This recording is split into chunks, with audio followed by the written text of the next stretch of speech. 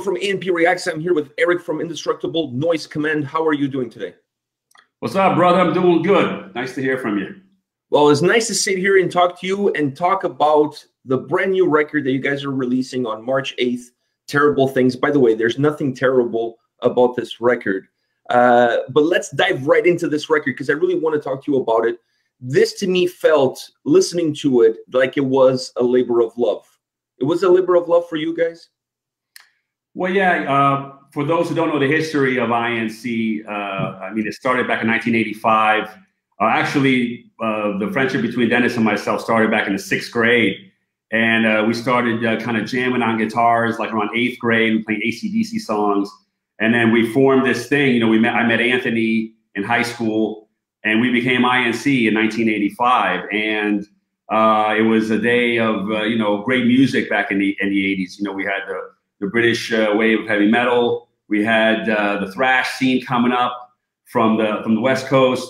So, you know, we were kind of caught in the middle of that and we were playing kind of both sides, but then we just fell in love with the speed, you know, the dark, dirty speed.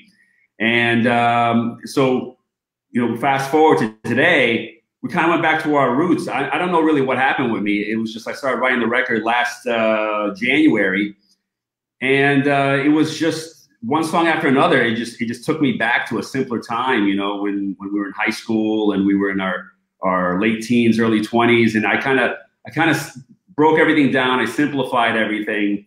And we took it back to the fun, you know. I think a lot of metal music today, everyone's like, I'm more badass than you, you know, I'm pissed off. Every song's I'll beat your ass. And this album has a lot of fun, you know, it makes a lot of kind of quips in it. You know, we kind of make fun of ourselves and things around us. And we talk about the brotherhood that is, you know, INC. I mean, we'd be best friends anyways, but like this little adventure that we're on with the music, this is like a real bonding thing for us. You know, like some lifelong friends go out hunting or fishing or whatever. We make crazy heavy metal music. So this is like, it was a labor of love. And with every album, we seem to fall more in love with music, you know, which is like, you know, at our age, it's awesome. You know, some people think like, well, once you get over 50, you know, it's like you kind of get tired of it. And we're not, man. We feel like we're just getting started. I mean, I'm writing the next record already. So, you know, we have a lot more to give, and making this record was a blast. And it was really easy too. You know, like in the past, we had to kind of figure out where we wanted to go. You know, we weren't really sure of ourselves because we took 20 years off. And so, you know, it was like a weird thing coming back. We didn't know who we were.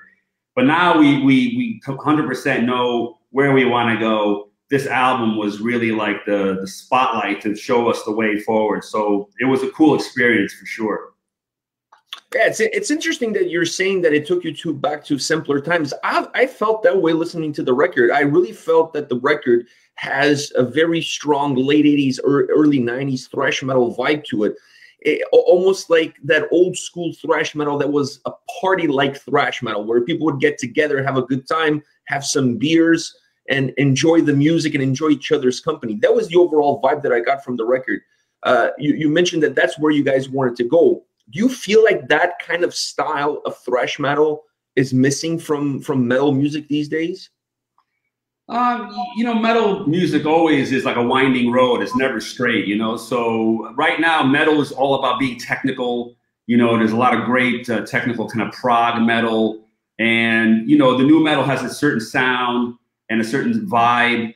And I think we do have a little niche for ourselves with this. You know, I kind of felt my punk and hardcore roots kind of come into it as well. And, you know, punk is all about, you know, it's being a little bit snarky about shit, you know, and having fun with stuff. So you hear a little bit of the punk in there too. And I think it's good for metal. You know, I think sometimes we take ourselves a little too seriously. And, you know, with all the shit that goes on in the world, there's always a war somewhere or a terrorist attack or some fucking shit to bring us down. I think sometimes if music could bring a smile to your face, and you know, I think sometimes that's a good thing too. It doesn't always have to be angry. There's enough anger in the world. I think sometimes it's good to just, you know, be a bit of a goofball. Why not? I felt that the main core, the spinal cord of the record, it was that thrash metal bass there. But I felt that there was a lot of crossover thrash and even a little bit of New York hardcore Are those styles that you would identify yourself with as well?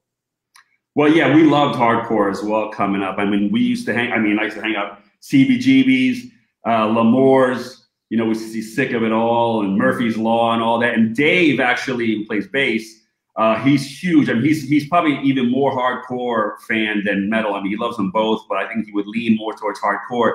And you could hear that in the bass. You know, like this album, he really took a step forward, you know, because he came into the band last album, Black Hearse Serenade, and he was, I think, just trying to fit in. But now that he's in, he's, you know, feeling his oats, so to speak, and he was really bringing forth his, I think, his hardcore expertise, you know, so you could hear it in the bass lines. They're more complex, more technical. You know, we had a cool sound, so we wanted the bass to be heard. I think too many bands nowadays, the bass is like way in the back. The guitar's down tuned to like, you know, a Z fucking note, and it's just like all of it's just, you know, a big noise. And we thought it'd be cool. Let's have the bass and the drums really drive the music, you know, because I mean the bass lines were so good. So I think that's where you're gonna hear that little bit of hardcore, a little bit of punk influence, because the bass is really present, and it's just great bass work. You know, my hat's off to him. I mean, he really did a great job on this record.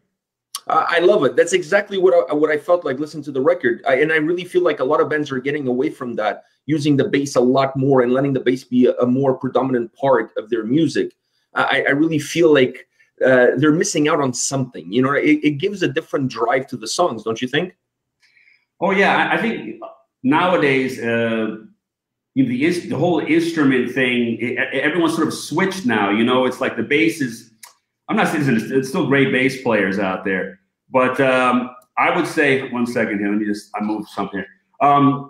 I would say that, you know, nowadays, like guitar is almost used as a percussive instrument at times, you know, it's almost like a rhythmic instrument. The bass is kind of in the back.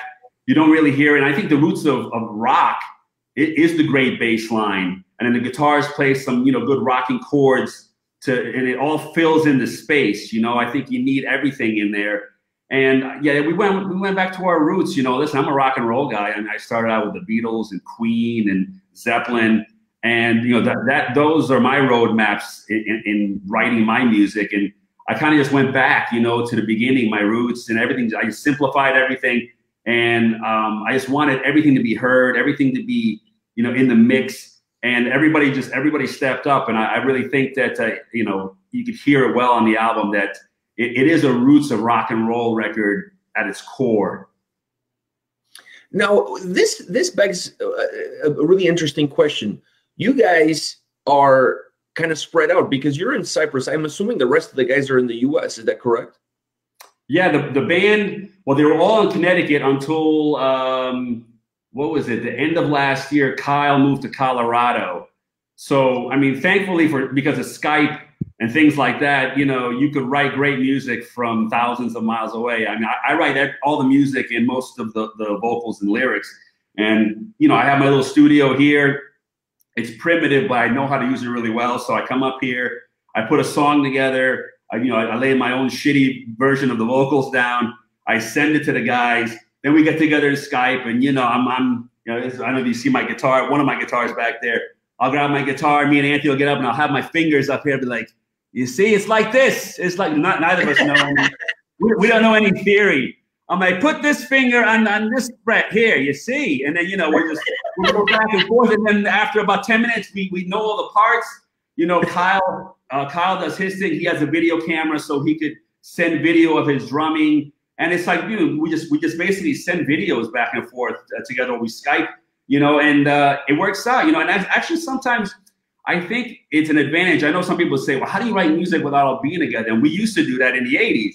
And we used to like almost fucking kill each other because it's like, no, you idiot, no. And then we start playing, it was all noisy and stop, no, you stop. And, you know, it was just like trying to write a song piece by piece, second by second, real time is just too difficult. Now with technology, you know, I could do step one, send it to this guy, step two. And it's like an assembly line now, you know, it's a fine-tuned engine. So, yeah, we don't have to be in the same state or city or whatever. You could be spread out. I fly back all the time, though. You know, I flew back. We made the video. I did the mix.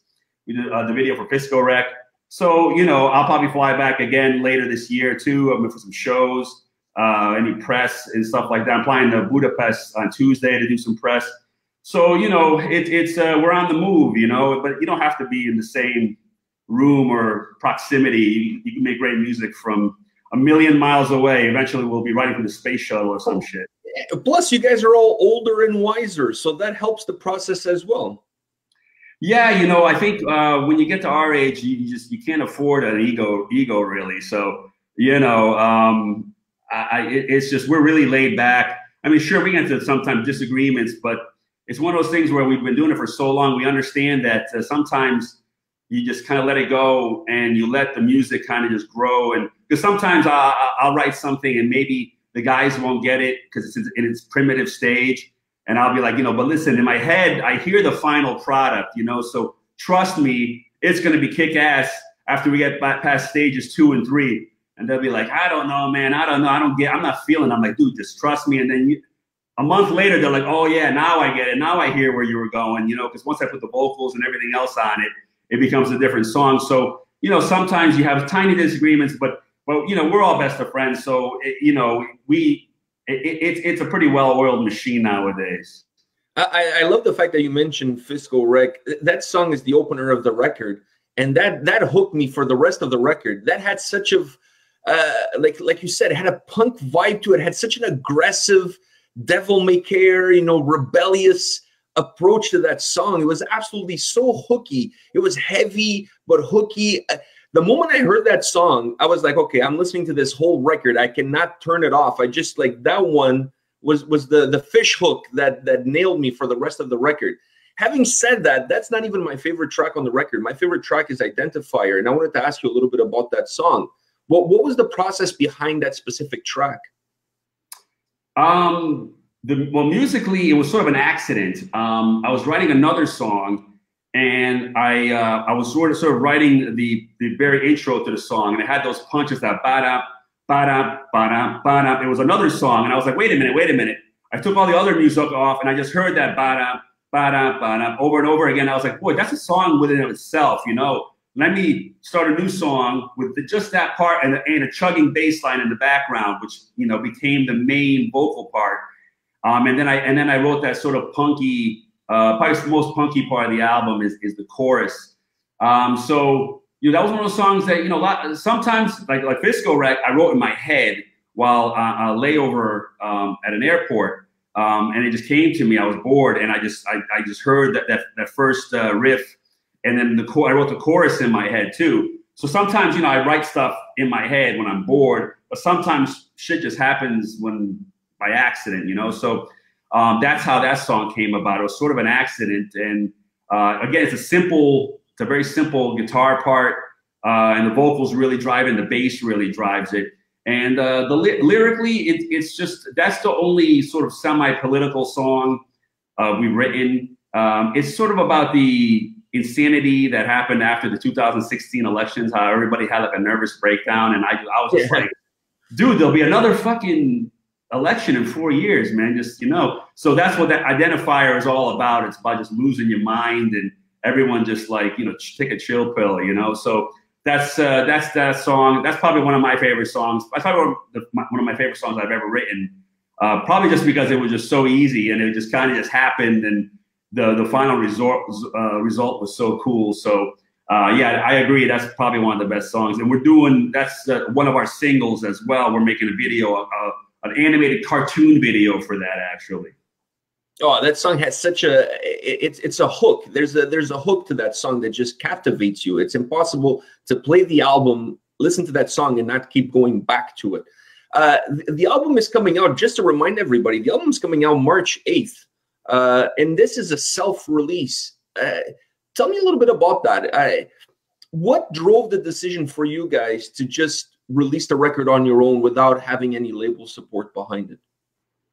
Well, we weren't really happy about how the last record, Black Hearse Serenade, was released. It was sort of the planning behind it we just didn't agree with. And we felt that album, which is a great album as well, you guys can check it out. There's some songs on YouTube from Black Hearse Serenade. I think the planning was poor, the execution, because listen, how you roll out an album will determine everything moving forward. If you fuck that up, I mean, you're done. You know, you know, because they released it with like a lot of other big releases, Slipknot, Machine Head, like just the biggest bands were releasing right at the same time. And because of that, we got kind of crushed, you know? I mean, obviously those big bands are going to get a lot more promotion and radio play and everything. So this time we were more strategic about how we planned it out. And, you know, now we have space. You know, we've actually had a lot more press this time around than we did then. Radio starts now. So I'm very curious on where radio goes. I think we're going to do much better on radio as well because the songs have big hooks. You know, I think to me that's very important. To, you know, make sure you have that hook in there. I mean, you can be heavy as hell, angry as hell, fast as hell, but you can still put a hook in there that makes people like think of the song all day. So, you know, I think you know, so far it's doing much better than the last record. And when you release it yourself, you know, you have total control. You could plan it out, and it's on you. If you fuck it up, it's no one's fault but us. But no one loves us like we love us. You know, like we get a manager. The manager can say, yeah, you know, I care about you guys and stuff, but no one cares as much as we do. So right now we're self-managing. We will be looking for a booking agency that starts next month. But yeah, we paid for it ourselves. We put it out ourselves. So, you know, if anybody digs it, buy it so we could buy a sandwich or something because we're kind of so you can get a beer or something. Yeah, exactly, man. I'm on a tight budget now. You're thrifty. You're thrifty. That's right. So you guys been around for a long time. You're releasing this album as a self-release. Looking back to the past, is it easier for a band to do that kind of stuff today with the technology that's available to you guys versus, let's say, in 1988? You know, technology is really, technology is really a double-edged sword. It really is, because yes, you can record an album now for like $5-6 grand. You know, if you really push it, you know, and it'll sound great because the digital age makes it easier to record. Back then, when we recorded in the 80s, it was that big 2-inch tape. And, you know, you made a mistake and you have to like start all over again, you know, and it was hard to make edits. And, you know, to make a record, I mean, you know, you need 10 grand, 15 grand. And even then it didn't sound that great, you know. So, yeah, with the digital age, you know, you could put it out on digital. You could sell it on Amazon or wherever. You can have CD Baby, who they're releasing it for us. We're doing it through CD Baby. And that's like $60 or whatever, $100, and they distribute it everywhere for you. So from that aspect, it's great because, you know, you could record it yourself, you can release it yourself.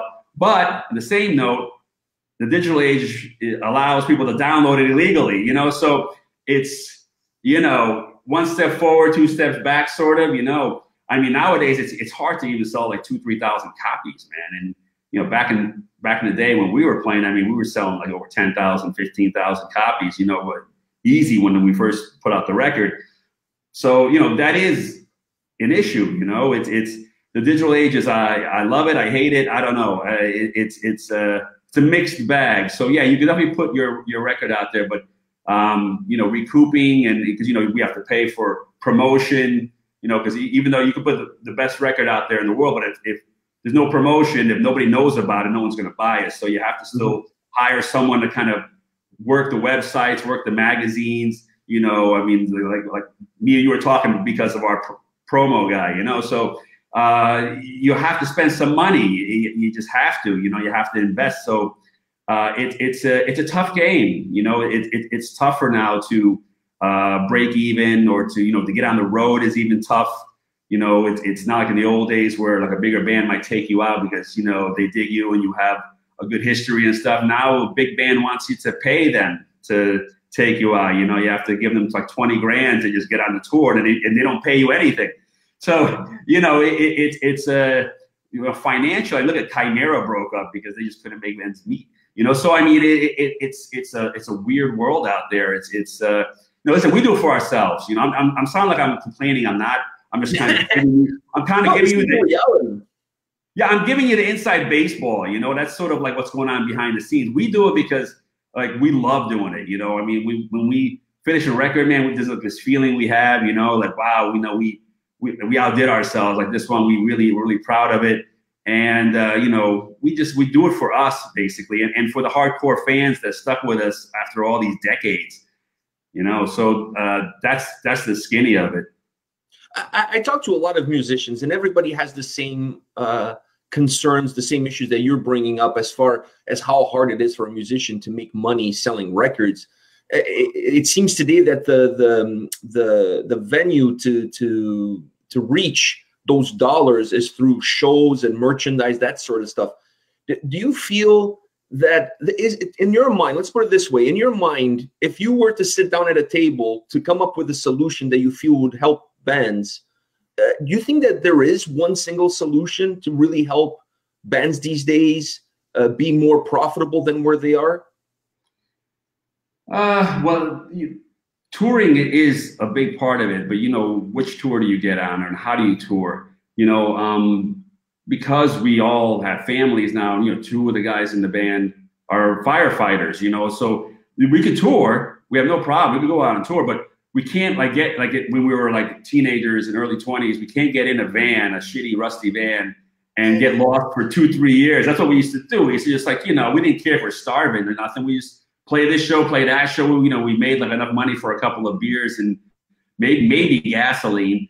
You know, we can't do, you know, young bands now, they'll do that. They'll get in a van and for like years and years, just kind of, you know, do a circuit and hopefully go somewhere with that. I mean, we need something a little more substantial. We need to go out with a band that is somewhat known. I mean, we're somewhat known, but we need a band that's a little bit bigger than us, and we need at least a couple hundred people in the club every night, you know, or it's not worth it, you know. And I'm not trying to sound elitist. I mean, I would love to be able to just do any show. I mean, I love going on stage, even if it's 10 people in the club, but you can't pay, forget my bills at home. I can't even, last time we went on tour, we lost $9 grand.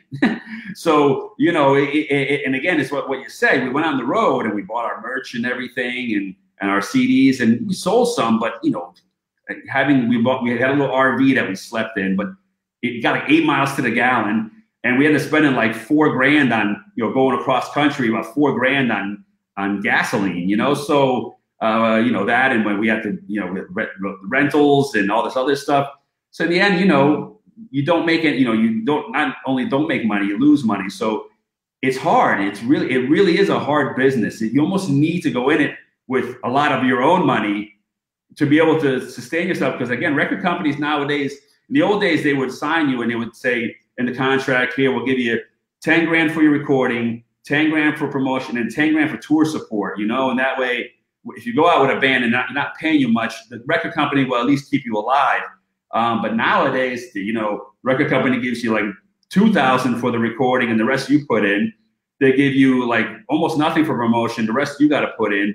They want 15% of your merch, and then, you know, there's no tour support. So, you know, it's tough. You know, it's tough to break out. I mean, anybody could put together a good band and play within their sort of realm. You know, the cities and maybe the state that they're in, maybe a couple of other states. Something that they could do quick hits. They could do a show here, go back home. But like going on tour, it's a big expensive venture, and it's not that easy. And unless you're selling a ton of merch, and again, you need a lot of people in the club. You know, if you get 200, 300, 400 people in the club every night, you might be able to do it. But if you get like 20, 30 people, 40 people, you know, it becomes a losing proposition. And a lot of bands, I know a lot of bands personally, they called it quits. They're like, you know, we want to do it, but man, we're going broke.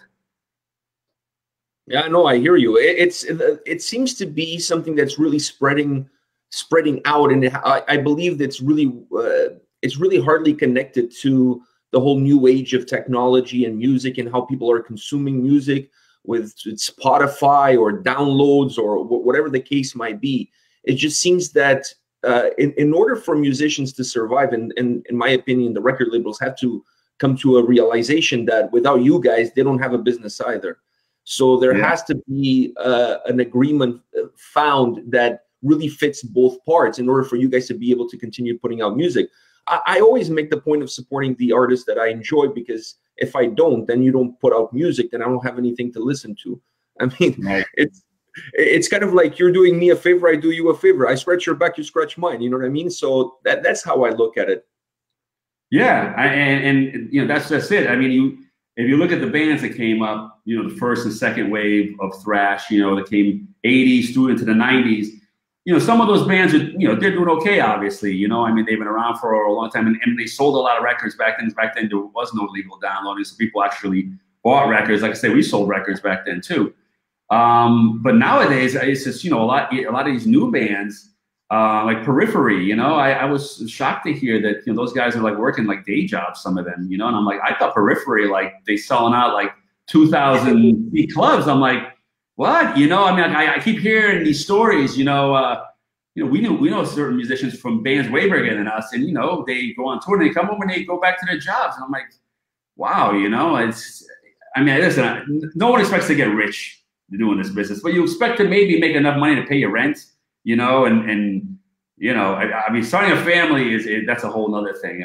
That's difficult, but it's tough, you know, and I understand where the record companies are coming from. You know, they can't obviously do what they did in the old days where they sign you and they give you basically a $50,000 budget between, you know, promotion, recording, all that other stuff, because they don't sell records. You know, again, everyone downloads the stuff illegally, or they listen to it through streaming or whatever. So selling records, I don't know. I don't know if there's new technology that will be out there. I mean, I know vinyl's kind of coming back for some collectors. So you could print 200-300 copies and do a limited edition, because, you know, our old records, like if you find the old INC CDs, the original printing, they go for between $300 and $400, and then if you go for the vinyls, the color vinyls are worth like $500-600. So, you know, if you sell those, people think, hey, you know, I'll buy one of these vinyls because in 20 years, you know, it's going to go, I buy it for $30 and it'll be worth, you know, $500. It's an investment, you know, it's like buying gold, you know, so you can sell like knickknacks and stuff like that. I think you need a hook, you know. I mean, the one thing you could do is try to make an interesting video, you know. We tried to do a little bit with Fiscal Wreck. We kind of went back to like an old school, like house party, you know, like a keg party. So, you know, not anybody's doing that kind of stuff really anymore. So we kind of went back to an old fashioned video there. And the new one is going to be like a comical, like gore fest. It's going to be sort of a take on that stupid movie Bird Box with Sandra Bullock. I love how you squeeze that stupid movie. That's one of the dumbest movies I've ever seen in my life. Everyone's talking about that movie is so cool. I'm like who the fuck gets in a boat with a blindfold and if like hundreds of miles doesn't drown? I mean, you know, it's like there's somehow navigating, and, you know, everywhere they go, they navigate. And so I honestly couldn't go from this chair to the toilet without hurting myself if I had a blindfold. Dude, I get up to take a piss in the middle of the night, and I hit 3 things at least just 8 feet it takes to get to the toilet. So, and it's not even pitch black. I just, you know, got one eye open. But yeah, you know, I was just like, for the video, we were trying to think of what to do. I mean, the song is a little political, but I didn't really want to be too political with the video. You know, I mean, people are sick of politics. So I saw that movie and I was like, oh, you know, light bulb. I'm like, let's make these characters with the blindfolds. They're in a grocery store, and the thing that they cannot see is the band, is INC. And so, like, Dennis will be singing above them, and if they take the blindfold off, they go crazy, and they, like, you know, go through the meat slicer. They're slicing each other up, and there'll be lobsters, you know, lobster tanks, and all kinds of fun stuff. There's going to be gore and blood and slices and dices. So I figured let's have fun with it. Let's you know, I mean, let's take advantage of sort of YouTube and I like the idea. I think you hit the nail on the head, and I'll tell you why. I have a 14-year-old. You have kids as well. My son was introduced to Obituary because of their cartoon videos that they released, the 10,000 Ways to Die. That's how he was introduced to the band, because he watched the cartoon video, he thought it was hilarious, and then he started listening to the band. I think that's a genius marketing idea from you. Yeah, exactly. It's you know, cartoons always work. With cartoons, you have no limits, you know, because when you're doing actual you can do whatever. Real action, you know, it costs so much money to do special effects, but with a cartoon, you can have a arm sliced off and heads and everything. So, you know, and if you make it funny and you're kind of doing a parody on something that's topical, because everyone's doing now the Bird Box challenge where they blindfold themselves and they do really stupid shit and they post it. Is that a thing? Yeah, the Bird Box challenge. Everybody is blindfolding themselves, and you know, they're falling downstairs and all that. I mean, it's just like, dude, really? I mean, so it's reached the peak of ridiculousness, but I think the video will be extra funny for those who feel the same way about it as I do. But anyway, it's being done now. We're hoping it's done the day of the release. You know, there's a lot of you know, it's all hand drawn, you know, so this thing keeps going out on me. Sorry that my light keeps going out on me. So yeah, that should be ready. If not this next week, probably the week after. But that should be a lot of fun. And like I said, for a young band, you have to find ways to market yourself. I mean, I'm not saying you have to all put on masks like Slipknot because, you know, they already did that. So, but you know, there's ways to like make cool like videos and imagery, and you know, that's the way you have to do it. Because if something kind of goes viral on Facebook or anywhere, you know, that's a good way to reach past your sort of the borders that surround you. You know, you could get out there by think outside the box, and don't be afraid. You know, everyone sort of, you know, you look at metal videos, they sort of have this look. You know, it's like, yeah, we're angry and we're in this empty warehouse, and we're gonna fucking kill you. You know, and it's just like, and it's like dim lighting, and you know, we did that too. We did that on I think God Loves Violence. We made sort of like the angry video in the shitty dank parking garage. But you know, I just thought, you know, let's just scrap all that. You know, let's just think outside the box. Let's try and do some funny stuff. You know, we have so many funny ideas. You know, I mean, it all comes down to budget. You know, but I think moving forward, we just want to do stuff that's different and not afraid to take risks and just, you know, have a good time with it. Well, you have a really good product on your hand. Terrible Things is a great album. I had a blast listening to it. Like I said, I grew up in the late 80s, early 90s, listening to thrash metal. So this album brought me back to my teenage years. It allowed me to relive my teenage years through your music. I really enjoyed it. I have one more question for you before I let you go. The album comes out once again, March 8th, self-release. Go support these guys. They really deserve the support.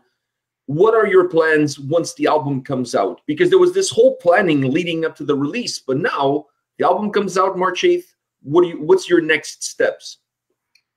Well, once we can start getting radio reports from our radio promoter, all the radio stations that pick us up, we usually do pretty well on radio. So once we start getting those reports and we get album sale reports, we're going to go back to shopping for a booking agency. Because right now we're without one because we had gone 4 years without touring. So, you know, they end up just kind of letting you go. So we're going to go back to shopping for a booking agency. We really want to play festivals, but we want to go out on tour.